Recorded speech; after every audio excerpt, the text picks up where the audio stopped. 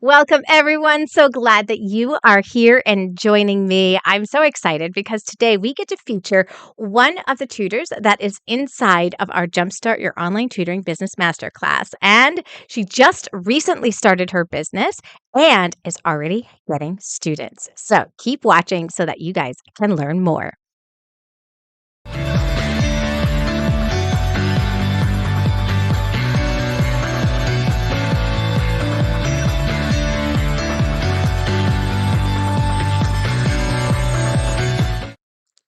Hello, my name is Joanne Kavinsky, and I am an online reading tutor who also helps other tutors be able to get their business going and book solid and be able to get more and more students for their business so that they can earn the income that they want to be able to earn without having to get another job. I love being able to help and support you guys. And if you like the content that you see on this channel, please hit that subscribe and like this video. So glad that you guys are here today. I'm joined by Eileen Mund, who is from New Jersey, and she teaches reading, specifically Orton Gillingham, online. Welcome, Eileen. Hello. How are you today? I'm doing good. Good, good. And we were just chatting right before this episode, and you had mentioned that as you've been going through the course, you've already gotten two students. Yes, I did. And Oh my I'm gosh. sure that this class has helped me a lot. Oh, that is fantastic. Now, before you started taking this class, where were you at in your thoughts with your business and all of that stuff?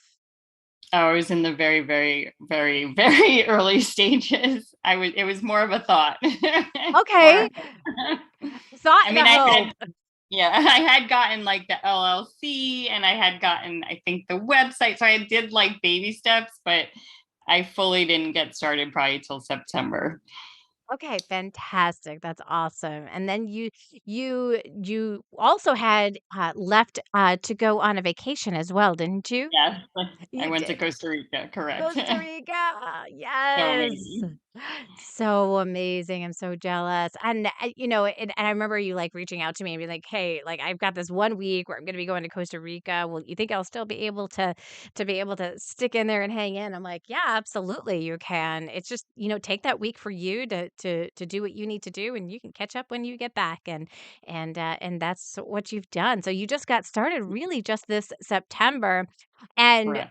you know, what led you to wanna do tutoring and specifically tutoring online?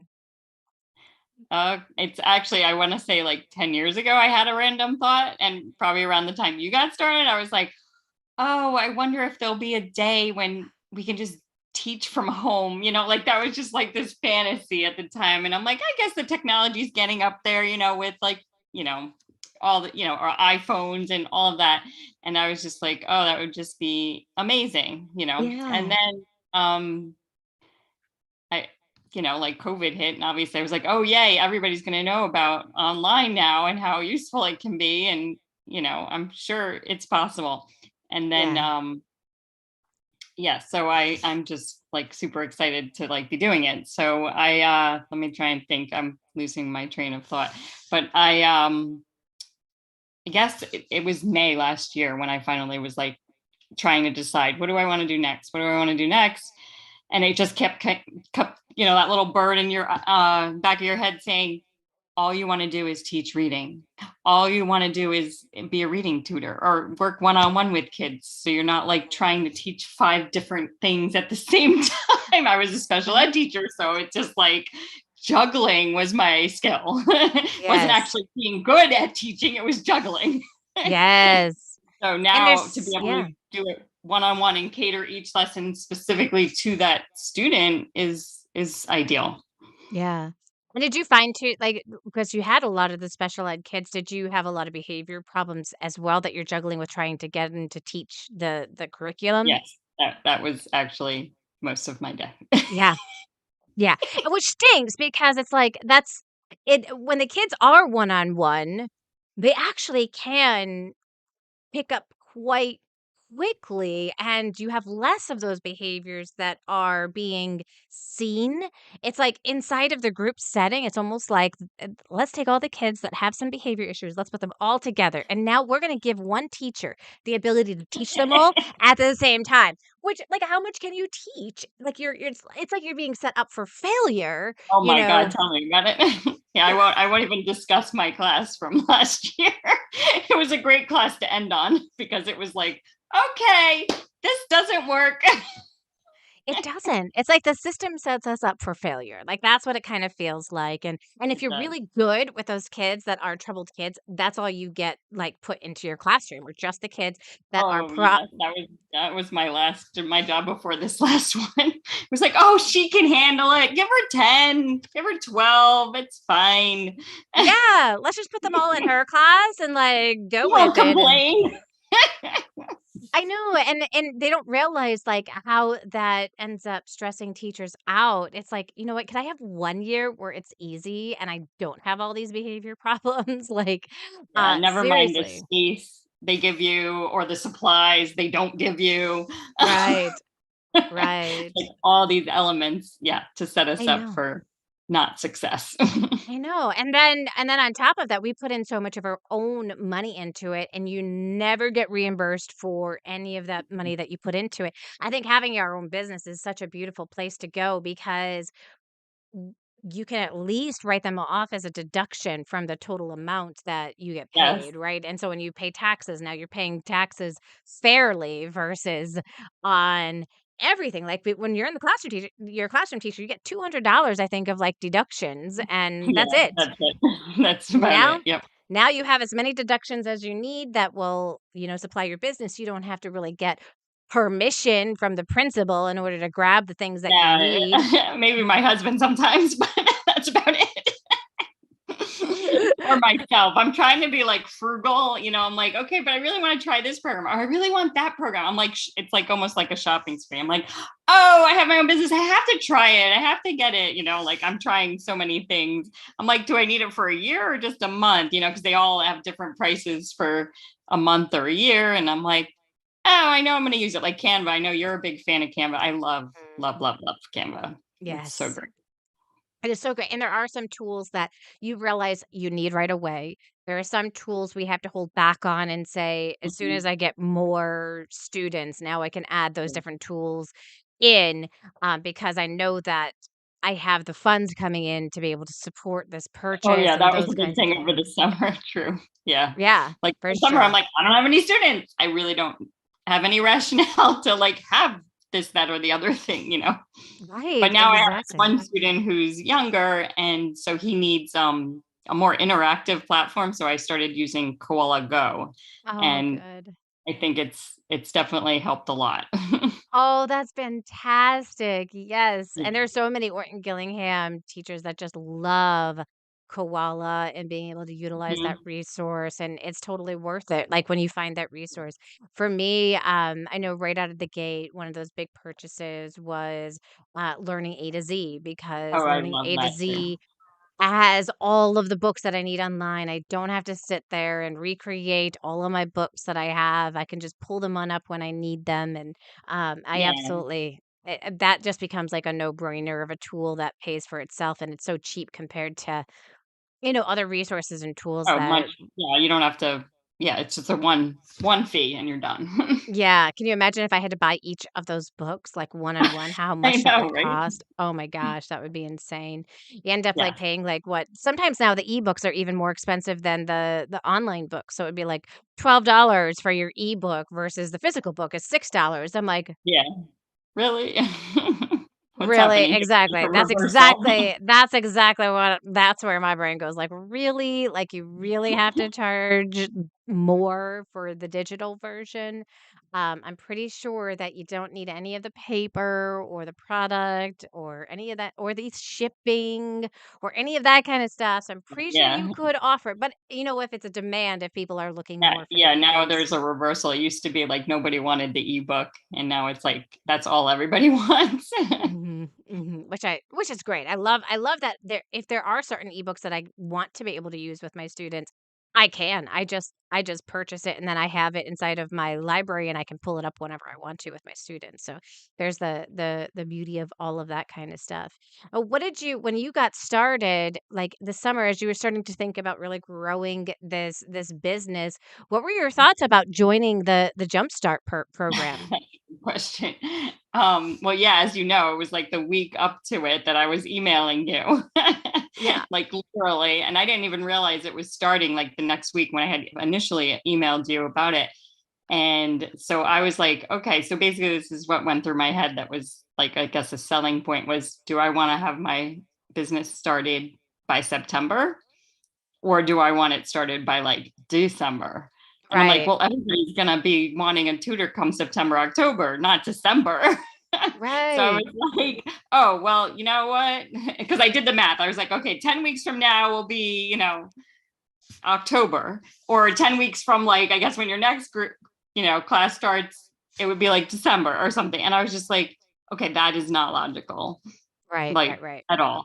Yeah. Yeah. Timing wise, it was just the best to just do this. And plus, I had more time in the summer to do a class like this, whereas now I have students and I'm, actively worrying about what am I going to be teaching them and how to teach them, because it's not like just a quick, here we go, let's do this. It's like there's a lot to learn. Like, so I'm happy to like just have two students because there's so much I'm figuring out with them, Yeah.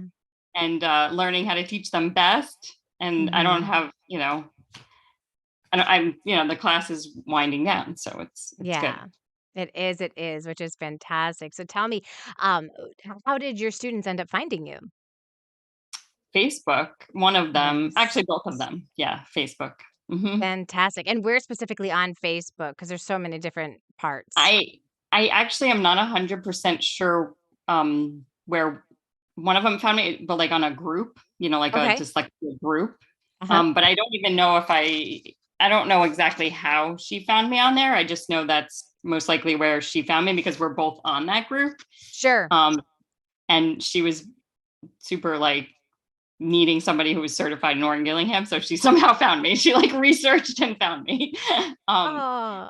and then the other one was on my personal Facebook, and I had just reached out to very local, like the town, Mhm. parents that live in my town, and it was just, and one of my friends encouraged me. She's like, "Oh, look, somebody else is, posting about getting a tutor. You should do this." So I like went on that day, and I just put, "Anybody looking for an Orton Gillingham certified tutor? I'm available." Da, da, da. And then somebody, contacted me. So that's my one in person student. Oh, that's fantastic. That's awesome. And yeah, like those Facebook is a great place still to be able to utilize, get students Yeah. and get connected. And sometimes it's a matter of just like letting people know that we're in business and catching up with people that we haven't been in contact with for a while. And there are lots of things that work to be able to get students, and there are more than enough students who need our help. So we don't ever Yes. have to worry that there are too many tutors and not enough students. It's definitely the other way around right now. There's so many students with needs and all of that kind of stuff, and there's not enough tutors to be able to service them. And we get to offer something that other people, like other tutoring agencies, don't. And that is still that one on one instruction because they're already getting their group instruction at school. They Yeah. get that. They get the whole class, they get the small group a lot of times.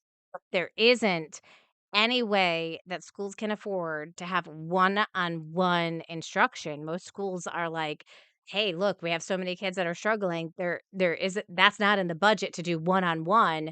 We need to do small group because that's what works." And I remember seeing this one thing. It was a stat when I was in the school system. It said one small group is just as effective as one-on-one.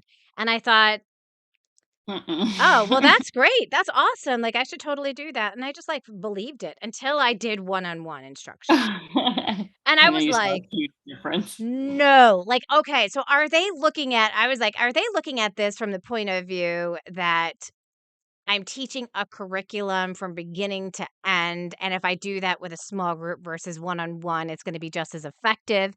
I think that's where that stat was coming from, but they never, like, describe where that stat Yeah, is and like, coming yeah, from. so like the fine print would say it would take 2 years in a small group, but maybe only 3 months in one-on-one. Right, right, like, one-on-one is so different, like, when you're It's like able to they just might have all the skills they're doing already, but then they might learn a couple, along the way. right, because you're Yeah, doing and so much now reteaching inside of those yeah. programs. And of course, coming from public schools, I'm always like thinking in my mind like how they could do it better. I mean, there's so many Mhm. ways. And like I'm like now my recent thought is like for first graders to get like just separate them out, like readers, non-readers, put them in different classes. Like why are we so afraid, to do innovative things like that? Because Oh, I there's know. so much about inclusion, which I'm all for, but not maybe in first grade. Because Right, if you get them in first grade and teach them how to read properly, then they might not be struggling in second and third. right, exactly, It's and just there's very even there's even now, like, California actually does screening now to see if a kid has a possibility of having dyslexia in kindergarten, oh and yeah, that's so the perfect time. I know, and now they're able to, Ours like, in start New figuring that Jersey, out it's like early. you have to be screened by second grade. But to be honest, I've been working in the public schools. Yeah, they screen them, but I would like to know what they do about that. They Like, what do don't. they do? Okay, they screen them. Now here's their results. But my question is, do they do anything with those results? That's the most important thing, isn't it? And there are actual schools now that are just for kids that have dyslexia grades K through 3 that these kids can now focus Oh, most of their time that's on the great. reading instruction versus struggling. All that Like, other why do you need to have the extra stuff. science and the social studies and all of that at these younger grades if you can't even get the reading piece up? So if they can catch that earlier, then they're That's ready. They're, amazing. Yeah. I So like know. I know in New Jersey, a lot of the schools are like third grade and up, like the schools that specialize in dyslexia. For some reason, they're third grade and up. It's Mhm. like, that just seems counterproductive to me. Yeah, let's wait until it's too late. You know, Exactly. That's like, yeah, exactly. Yeah. let's wait until it's too late, and then we're gonna blame the teachers, 'cause Oh, that's yeah. fun. That's always fun to do. Let's just blame the teachers when it doesn't work. Let's blame, "Oh, they must not have been following the curriculum to a Oh, that's T." it. Yeah. Yep, That's and what it. met that was it, that was it. They must not have been following the curriculum. Let's blame the teachers because it's definitely nothing to do with the way that the system is set up, and Yeah. yeah, it's Like crazy. It's absolutely we crazy, can, and that's what I love about being able to work with kids now one-on-one, online, um, and be able to get kids from all over the world. I can't wait until you can start branching off and be able to get those students from, like, far off places where you're like, "What?" I know I'm already thinking like, okay, what time is it in Australia? At 6 o'clock at night, or 10 o'clock at night when I'm still up and my I kids are know. sleeping.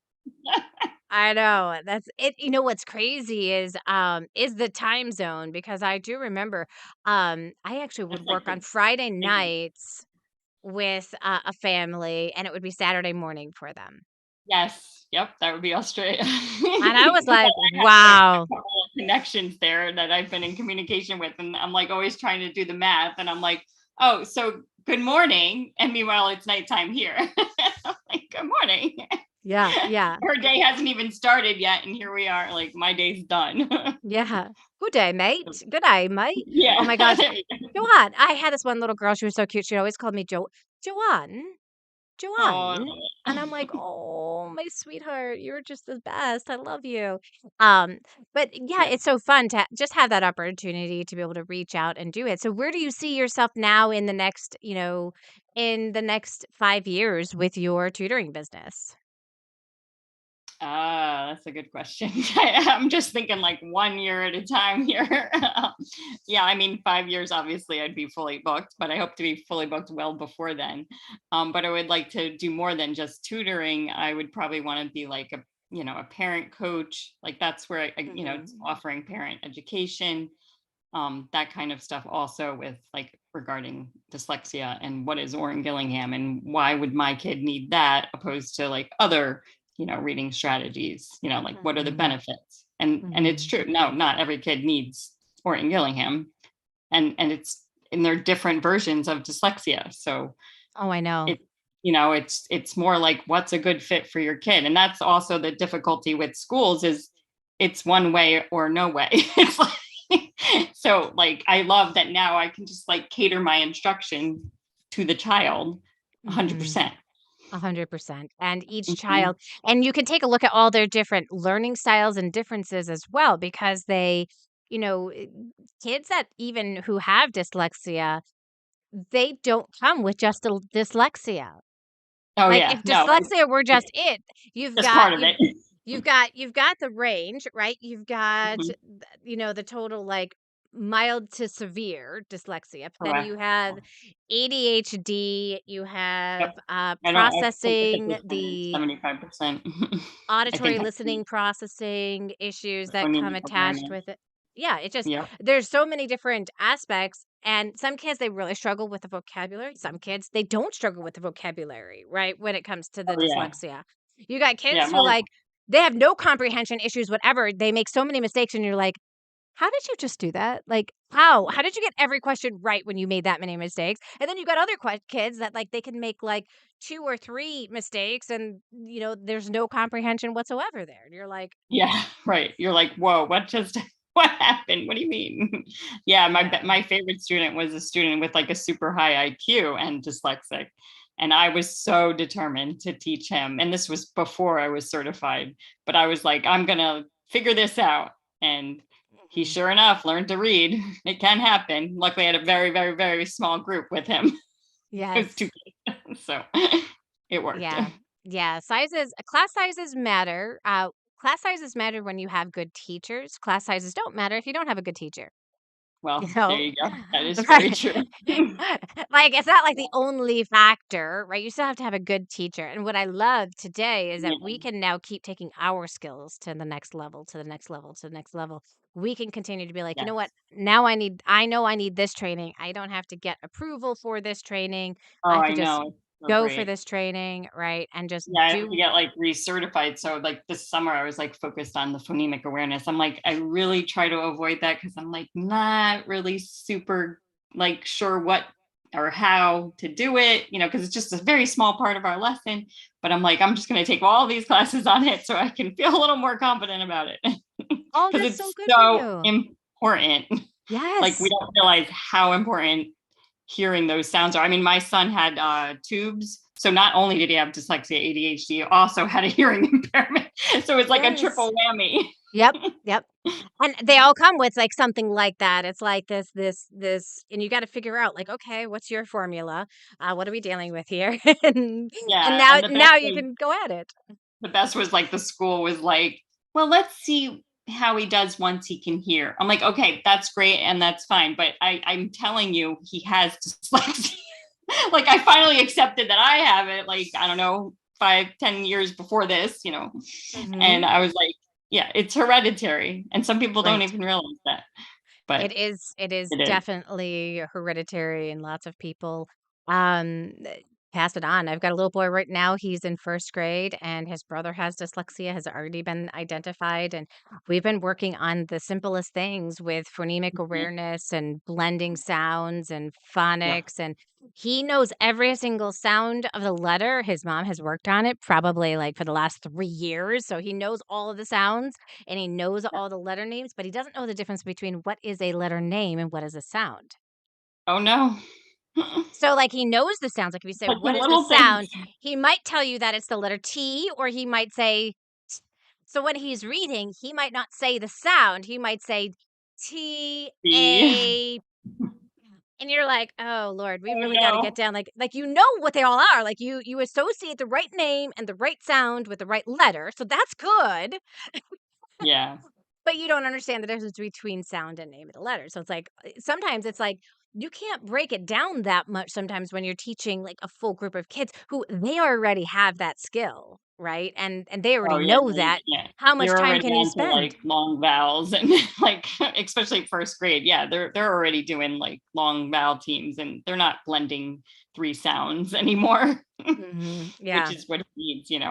Mhm. And it takes a lot of strategy for It each, does. It and does. patience. It does. It just takes a look at too, like, you have to like, all of a sudden now I feel like more of a teacher than I've ever been because I can Yeah. actually diagnose. I can take a look and be like, Uh, "Oh, okay, I can observe what you're doing, and now I can figure out how can I make my teaching better so that you get this. And if you don't get it this way, we're gonna try another way. And then if you don't get it yep. that way, we're gonna try another way." Right? Like, there's always that, That like, you're just that is playing true. with it all of the time so And that that's what I they can master yeah. it. If that's what I've always wanted to do. I like hated how it was like, okay, well, I can figure out what's going on and why they're struggling, and but I have to just keep moving on to the next topic. And I Right. can't spend forever with one topic until they can master it, and feel like they're really good at it. But now I Mhm. can. I can be like, okay, let's just dive into this area, get really good at that, and then move on.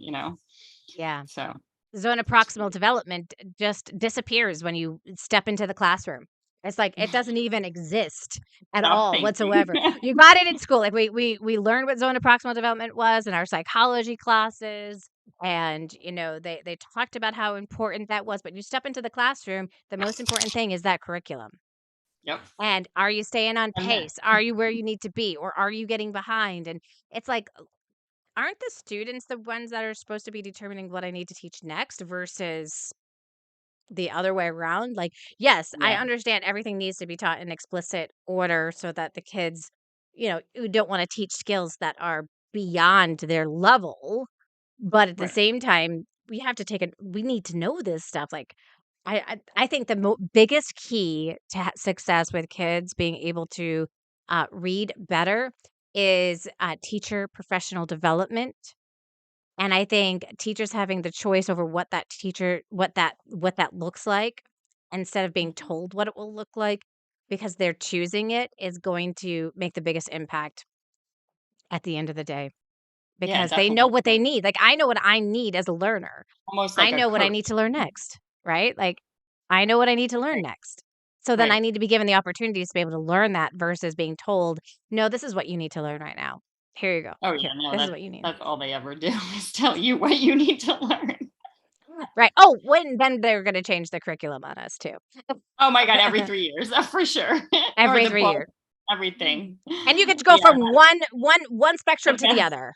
the best was when I was teaching, I don't know, probably like 3 years maybe, and I go to one of the teachers who's been teaching 20 something years, and I was like, "How come they change things, like, all the time?" She's like, "Oh, there'll be a 10-year cycle. Don't worry. Every 10 years, they're gonna change it." And sure enough, like, a few years later, there was, like, this whole new program going out, and I'm like, "Oh, I see what she's talking about." Readers Workshop, Writers Workshop, that was the way to go in New Jersey. I don't know how Yep. any Yep. how else Oh, they yeah, we went through that. We went through that oh, whole you entire flip over. Yep. We went from having, we were using a program that was called Success for All, which was really only success for some. And then oh, okay.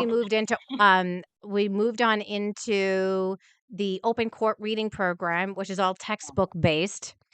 Oh, Um, and I'm like, oh my gosh, like I would walk into those classrooms. I'm like, the kids aren't reading. Like, the kids are, like, sitting here, like, listening to a teacher teach in the front of the classroom, like, where's the reading instruction that's happening? And then we moved right on into Reader Workshop, where, like, is a completely oh, different Lord. model where, like, that's a big switch between having, like, textbook-based, you know, That reading is a big switch. instruction Never mind for the to teacher and the student.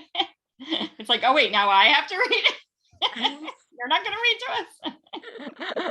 Yeah, it was Yeah. insane. I was just like, "Oh my gosh," like, and yeah, and I then you love got it those for kids that are. readers. I think Readers Workshop is great for readers, but I don't know how it's supposed to teach you how to read if you have any issue Exactly, because what are you doing? You are looking at the with pictures. You are reading. going into that corner and you are looking at the pictures and you're turning the pages because that's what it looks like the other kids are doing. So you better Yep. look like you're doing that too. Pretending. But I don't feel like looking at the words and actually reading those words. So, like you said, that's great for readers, but the non readers, it's not. I mean, even for our readers who we say, oh, you need to be practicing in between sessions, and then we leave them off on their own to pick whatever book they're going to read on their own, Oh, they're gonna keep making the same mistakes over and over and over. They need that yeah. guided practice with somebody who can Yes, like really hone on control. in. Oh my gosh, yeah, so, all Yeah. that lovely we could talk about reading, I think, all Oh, day long, definitely. because we are both obviously very passionate about teaching reading, and you know what? There's Yeah, always going to be a very job true. for us. There's always going to be Yeah. kids that are struggling, and I was just like you where, I think my thought process was in 2005 where I was like, "Man, if I could be, like, sitting in front of my computer and teaching kids from my home, I would love that." And so, the fact that I'm living that dream today just, like it still blows me away that I get to do this Yep, every single day. I have such a yep, far walk to my office from, my bedroom up there, yep. downstairs. I love my commute now. It's Sweetest. amazing. Yeah, So for people who are thinking about joining the Jumpstart Your Online Tutoring Business Master class, and they're kind of on the fence, they're like, I don't know, should I, shouldn't I? What would you say to them? go for it. Yeah, I have so many people who are just like, if I were to do something different, like because you can start right away, which is fantastic. Some people wait. They wait and try to figure it out on their own.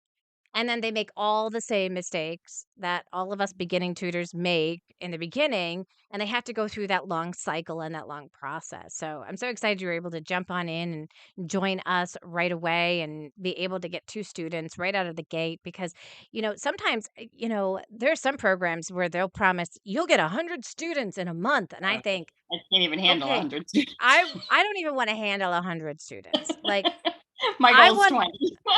I really wanna know my students. I really love the one-on-one instruction. I've already done large group instruction, and I hate classroom management.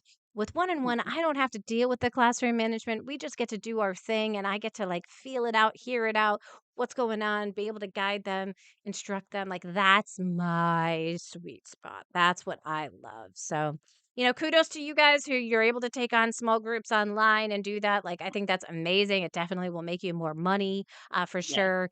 But for me, I know that one on one instruction for the types of kids that I work with is pretty much not existent. And so I love being able to offer that piece. There's always going to be a need for like pretty much anything that you can think of when it comes to, tutoring. There's always going to be a need. So you guys keep going on out there, keep doing it. We have a free training that is coming on up on Monday, September 26th. I think I wrote in the email yesterday, October 3rd. I don't know where my brain was. September 26th, 11 o'clock a.m. It's called How to Create a Profitable Online Tutoring Business so that you never need to go back to the school system again. That's right. You can just do what you love, help kids one on one, and be able to get those students. So definitely come join us. The link is inside of the description. So just click on that and sign on up. We would love to have you join us. And thank you, Eileen, so much for joining us today and sharing about where you were at when you got started, where you're at today. And I can't wait to continue to see you grow your business and get your students and just make uber progress with each of them and see them get the success that they all deserve to get. Thank you so thank you. much. And thank you guys for joining us who are watching, and we will see you